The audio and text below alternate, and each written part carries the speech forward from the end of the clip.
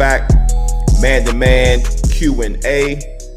We're gonna jump right into it. We got 4 Twitter questions. We'll start off with at JJ Flegel. What was it like playing with Bob Sanders? Man, that was a beautiful thing. I think all football fans, Colts fans, anybody who was who loved the safety position, man, when Bob was out there, man, they called him like the human missile. So, coming in my rookie year and being able to play alongside him, man, it was just one of those things where like damn, like some of the things that he was doing, nobody else was doing. 5'8", 5'9", 205 pounds. The way you see him taking on pulling guards, offensive linemen, the way offensive coordinators, right? The way offensive coordinators and just opposing team just respected him. It was a beautiful thing to see, man. Obviously, with injuries, man, I think it cut short a Hall of Fame career, man. But I enjoyed it. That's a good one. That's a good one right there. Bob was a killer. Sure, for sure. What else we got? Let me read the next one. At Trash Man Ronnie, do you see the hard-hitting safety becoming more or less common? Also, who is widely considered to be the guy when it comes to hard hits now? Who you got? You the veteran safety. As far as the guy right now, I will go Jamal Adams. He'll probably be one of the first guys. Yeah, the first guy that kind of really pops up in my mind, Jamal Adams. I'm trying to think. Well, I guess to answer your first question there, Ronnie, it's becoming less common. Yeah, for sure. It's no Bob Sanders out there right now. But you got guys that fly around. Harrison Smith, he's a guy that fly around. He'll put that hat on you. Who else? I seen it. Who else? I seen a rep of Kareem Jackson yesterday in Denver. Hey, Kareem bring the hat. Yeah. Kareem love that contact. Yeah. But like you said, man, it's not so common. I know when I first came in the league, shit, that's all it was. It was safeties 6'3", 220. Like that's all it was. You know what I'm saying? Big hitters. Though, like now, as we always talked about, the game is changing. As far as the rules, and then just what offenses are doing now, where you just can't have that guy that's just sitting in the box, and all he wants to do is just take on fullbacks or whatever the case may be. Like those days are over. But I would say Jamal Adams. Yeah, the game is definitely changing. It's becoming more of a space game. So you got to have people who can handle business in space. So even Kareem Jackson, converted corner. He went from corner to nickel. Now he's safety. Like, he's a guy that can cover. He's good in space. He can open field tackle. But if he line you up, he also going to take that shot. And he's going to make it count. Jamal Adams, another guy, I would say cut from the same cloth. But there's not a lot of guys like when we first came to the league where you had one guy who was the downhill bruiser who was 10, 15 pounds away from being a linebacker.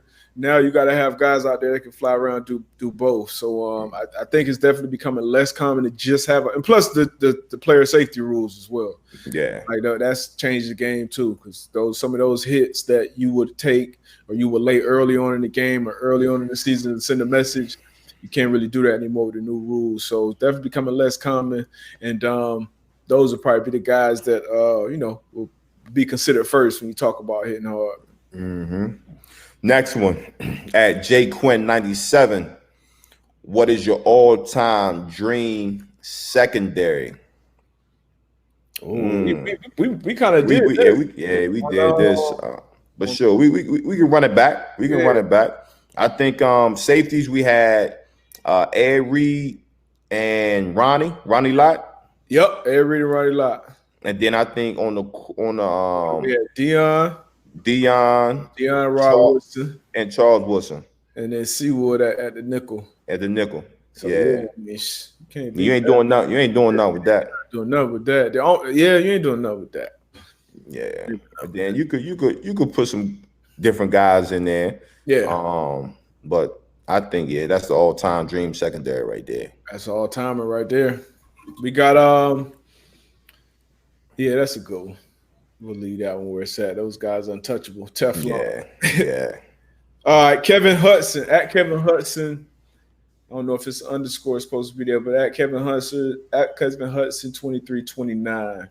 What was your journey from high school to college to the NFL? How did your journey differ from today's recruits? Should I start with this one? I know one way it differs with social media and how much video you can put out. Coaches don't actually have to travel to where you are to see you play anymore.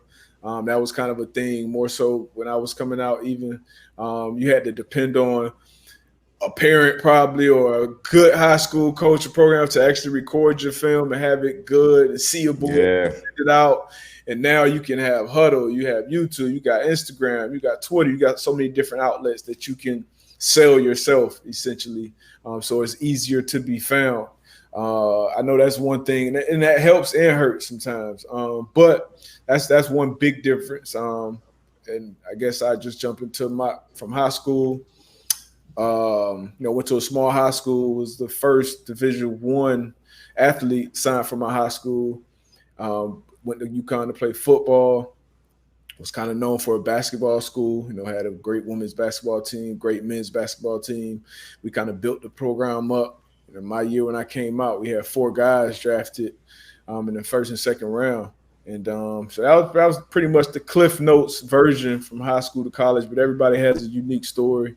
And I'm sure, Tawan, what's your story, man?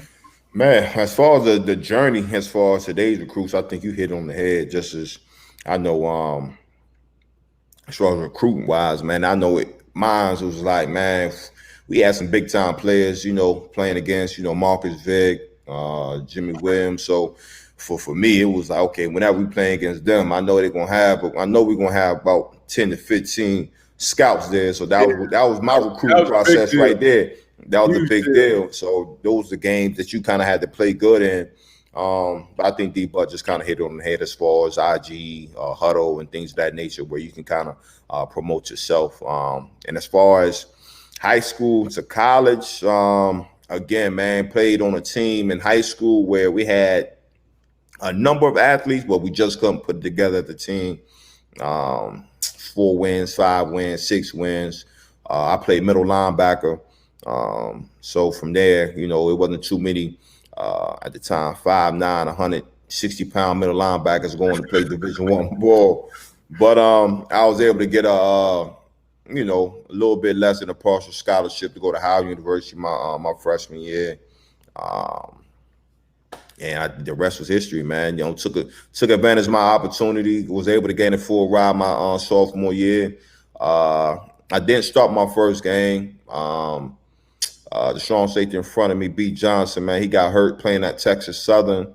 I started that second half, and the rest was history, man. So, again, man, taking advantage of the opportunity. I said Wally Pip. That's what the coaches always hit you. Hey, Wally Pip. Somebody get hurt, you get your opportunity. Shit, look at Tom Brady. Yeah, you don't look back. Man, you couldn't. Every little injury that I had that was talking about me sitting out. Mm-hmm. If I could play, I wasn't sitting out. I gotta go.